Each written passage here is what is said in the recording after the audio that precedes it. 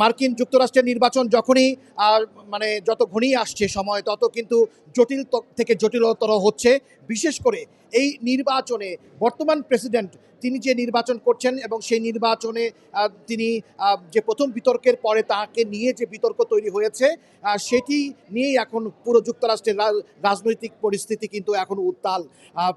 সবাই প্রায় বলছেন যে জো বাইডেন বর্তমান প্রেসিডেন্ট, সেই বর্তমান প্রেসিডেন্টকে বলছেন তাকে নির্বাচন থেকে সরে দাঁড়ানোর জন্য। তার বয়স নিয়ে কথা হচ্ছে, তার শারীরিক অবস্থা তিনি কি ঠিক আছে কিনা সেটি নিয়ে কথা হচ্ছে এবং নানানভাবে এই প্রসঙ্গটি প্রথমে নিউ ইয়র্ক টাইমসের সম্পাদকীয়তে উঠে এসেছিল। তারা প্রথম বিতর্কের পর জো বাইডেনকে বলেছিল যে তাকে নির্বাচন থেকে সরে দাঁড়ানোর জন্য, এবং তারপরে ডেমোক্রেটদের শীর্ষ কয়েকজন নেতা তারাও এই নির্বাচনী দৌড় থেকে জো বাইডেনকে সরে দাঁড়ানোর জন্য আহ্বান জানিয়েছেন। দিন যত ঘনিয়ে আসছে তত অভ্যন্তরীণ রাজনীতিতে বিশেষ করে ডেমোক্রেট শিবিরে জটিলতা দেখা দিয়েছে প্রেসিডেন্ট নির্বাচনের প্রার্থী হওয়া নিয়ে। প্রায় সবাই জো বাইডেনকে প্রার্থিতা প্রত্যাহার করে নির্বাচন থেকে সরে দাঁড়ানোর জন্য বলছেন, কিন্তু তিনি যদি নির্বাচনী দৌড় থেকে না সরেন তাহলে কিন্তু কেউ তাকে নির্বাচনী এই যে প্রতিদ্বন্দ্বিতা ডোনাল্ড ট্রাম্পের সঙ্গে সেখান থেকে কেউ তাকে ঠেলে দূরে সরিয়ে দিতে পারবে না।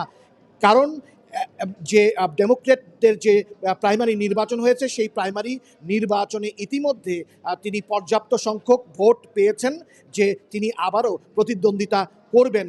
এবং 1968 সালে একটি ঘটনা ঘটেছিল, সেইখানে প্রেসিডেন্ট জনসন তিনি নিজ থেকেই সরে দাঁড়িয়েছিলেন এবং তখন তিনি যাকে প্রার্থিতা সমর্থন জানিয়েছিলেন তিনি কিন্তু নির্বাচনে হেরে গিয়েছিলেন নিক্সনের কাছে। এইরকম উদাহরণ কিন্তু মার্কিন যুক্তরাষ্ট্রের নির্বাচনী ইতিহাসে একবার রয়েছে। এখন আরও কয়েকজনের নাম এখন কথা শোনা যাচ্ছে যে যদি জো বাইডেন নির্বাচন না করেন তাহলে তিনি যদি একমাত্র চান যে তিনি নির্বাচন করবেন না, স্বেচ্ছায় নির্বাচনী দৌড় থেকে সরে দাঁড়াবেন এবং তিনি কাউকে সমর্থন করতে পারেন, সেই ক্ষেত্রে যে সামনে যে অগাস্টে ডেমোক্রেটদের যে কনভেনশন রয়েছে, আমি যেখানে দাঁড়িয়ে আছি সেই শিকাগোতে যে কনভেনশন আছে ডেমোক্রেটদের, সেই কনভেনশনে কিন্তু সেই সিদ্ধান্ত নেওয়া হবে। আমি এই আশয়গুলো নিয়ে কথা বলার জন্য আমি এখানকার যুক্তরাষ্ট্রের যে নির্বাচনী প্রক্রিয়া এবং যুক্তরাষ্ট্রের প্রেসিডেন্সিয়াল নির্বাচনকে পর্যবেক্ষণ করছেন দীর্ঘদিন ধরে বাংলাদেশি আমেরিকান চিকিৎসক আনারুল হক, তাকে আমি কথা বলতে বলবো যে আপনি শুনছিলেন যে জো বাইডেন এখনো পর্যন্ত তিনি নির্বাচন করতে চান, কিন্তু ডেমোক্রেট শিবিরের অনেকেই তাকে নির্বাচন করতে মানা করছেন। তো এখন মিশিগানের গভর্নর, লস অ্যাঞ্জেলেসের গভর্নর এবং এমনকি সাবেক মার্কিন প্রেসিডেন্ট বারাক ওবামার যে স্ত্রী ফার্স্ট লেডি মিশেল ওবামার নামও শোনা যাচ্ছে। আপনি এই পরিস্থিতিটাকে কিভাবে দেখছেন? ধন্যবাদ হাসানুজ্জামান। এটা খুবই কৌতূহলোদ্দীপক একটা ব্যাপার। আগামী 4 মাস আমেরিকার নির্বাচনী প্রেক্ষাপটটা কোন দিকে যাবে এটা আমরা খুব কৌতূহল নিয়েই লক্ষ্য করছি, এবং এটা হঠাৎ করেই গত 27শে জুন প্রথম প্রেসিডেন্সিয়াল ডিবেটের পরই এটা চেঞ্জ হয়ে গেছে, এবং ডেমোক্রেটিক পার্টির অনেক নেতাই এখন বাইডেনকে তার বয়সজনিত কারণে সরে আসার জন্য আহ্বান জানাচ্ছেন, যদিও এখন পর্যন্ত তিনি এটা বলে যাচ্ছেন যে তিনি নির্বাচনে আছেন। তবে এটা একটা বিরাট ডিলেমা, এ কারণেই যে প্রেসিডেন্ট বাইডেনের 50 বছরের রাজনৈতিক ইতিহাসের লেগেসিটা কিভাবে তৈরি হবে সেটাও নির্ভর করছে তার একটা ঐতিহাসিক সিদ্ধান্তের উপরে, এবং সেটা কোন দিকে যাবে এখানে ইতিহাস তৈরি হতে পারে।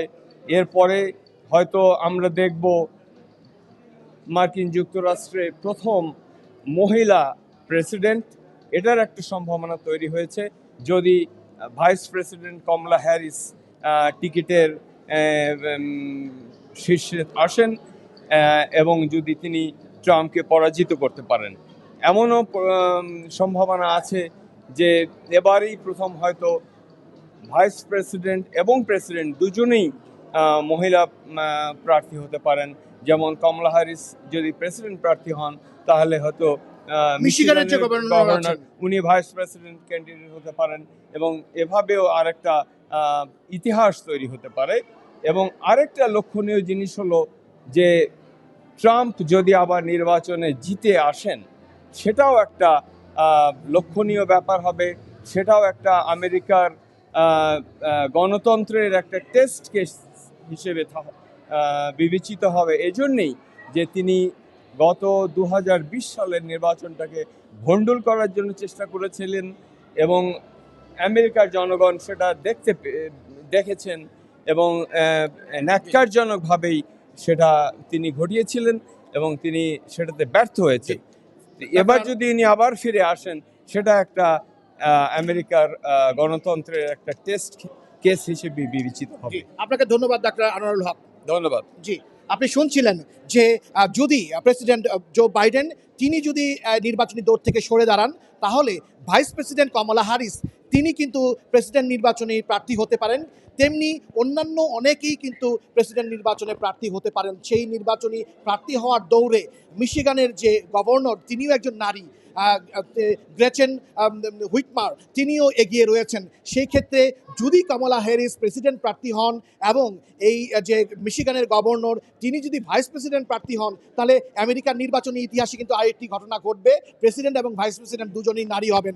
তবে এই সব কিছুই হচ্ছে ধারণা, সেই ধারণা আসলে কতটুকু বাস্তবে রূপ পাবে এবং কি হতে যাচ্ছে তার জন্য আমাদের আরও কিছুদিন অপেক্ষা করতে হবে। এই ছিল আমার কাছে যুক্তরাষ্ট্রের প্রেসিডেন্ট নির্বাচন নিয়ে পরবর্তী যে এখন রাজনৈতিক পরিস্থিতি তার সর্বশেষ। আপনাকে ধন্যবাদ। হাসানুজ্জামান সাকি, সময় সংবাদ, শিকাগো।